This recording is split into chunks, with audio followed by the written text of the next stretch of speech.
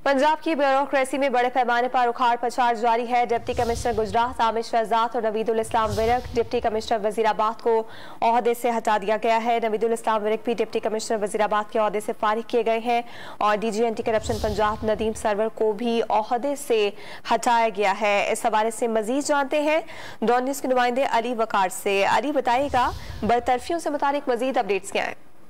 जी बिल्कुल, पंजाब में निगरान हुकूमत आते ही बड़े पैमाने पर ब्यूरोक्रेसी में उखाड़ पछाड़ कर दी गई है। सबसे पहले जो गुजरात डिवीजन बनाया गया था चौधरी परवेज लाई के दौरे हुकूमत में, उस डिवीजन के जो 3 अजला हैं जिसमें मंडी बहाउद्दीन है, वजीराबाद है और गुजरात डिवीजन, उनके तमाम डिप्टी कमिश्नर्स को उनके ओहदे से हटाकर OSD कर दिया गया है। जबकि DG anti corruption Punjab Nadeem Sarwar को भी उनके ओहदे से हटाकर उनको OSD कर दिया गया। उनकी जगह सेक्रेटरी पब्लिक प्रोसिक्यूशन जमान बट्टू हैं, उनको डीजी एंटी करप्शन तैनात कर दिया गया है।